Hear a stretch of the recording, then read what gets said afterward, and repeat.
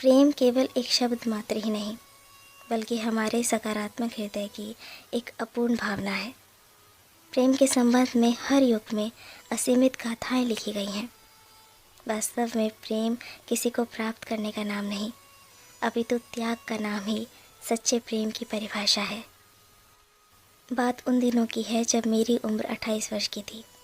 मैं एक private company में नौकरी करता था। घर से ऑफिस काफ़ी दूर था, इसलिए मैं हफ्ते में एक बार ही घर आता था।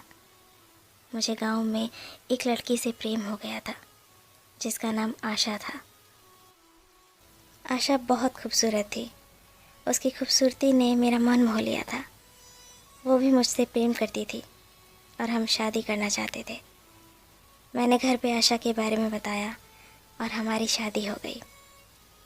आशा बहुत खूबसूरत थी, इसलिए पूरे आस पड़ोस में उसकी सुंदरता के चर्चे थे।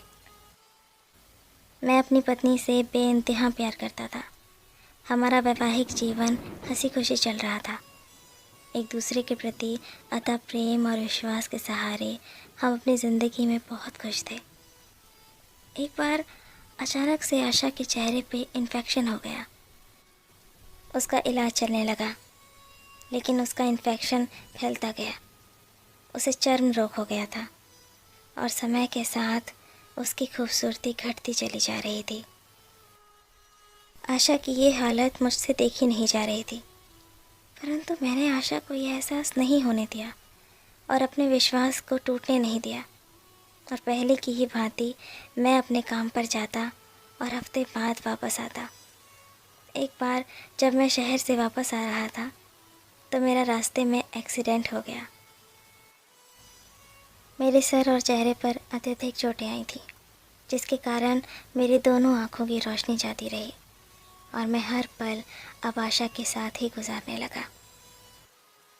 खैर, हमारा वैवाहिक जीवन यूं ही चलता रहा और मेरी पत्नी की खूबसूरती भी दिन ब दिन घटती जा रही थी। अंधा होने के कारण मैं इस बात से बिल्कुल बेखबर सा था, इसलिए मेरी ज़िंदगी पर इस बात का कोई असर नहीं हुआ।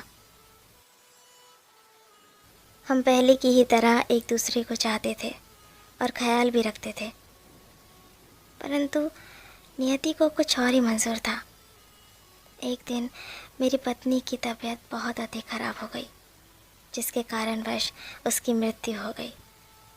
इस घटना के बाद मैं बहुत उदास और सदमे में रहने लगा, जिसके कारण मैंने घर छोड़कर किसी दूसरे शहर में जाने का निश्चय किया और गांव छोड़कर जाने लगा। जाते हुए रास्ते में एक व्यक्ति ने पीछे से आवाज़ दी और कहने लगा, अकेले कैसे जाओगे? अभी तक तो आपकी पत्नी आपका साथ देती रही, आपका ख्याल रखती रही और आपकी आंखें बनकर आपका मार्गदर्शन करती रही। ये सुनकर मैंने उस व्यक्ति को जवाब दिया, मैं अंधा नहीं हूँ, लेकिन ऐसे जीवन व्यतीत कर रहा था जैसे मैं अंधा हूँ, क्योंकि अगर उसे ये पता होता कि मैं उसकी बदसूरती देख सकता हूँ तो यह एहसास उसे उसकी बीमारी से अधिक तकलीफ़ देता। इसलिए मैंने अंधे होने का नाटक किया। वो बहुत अच्छी पत्नी थी, मैं बस उसे खुश देखना चाहता था। आंखें होते हुए भी मैंने जीवन के किसी रंग को महसूस नहीं किया और संपूर्ण जीवन उसके असीम प्रेम पर समर्पित कर दिया।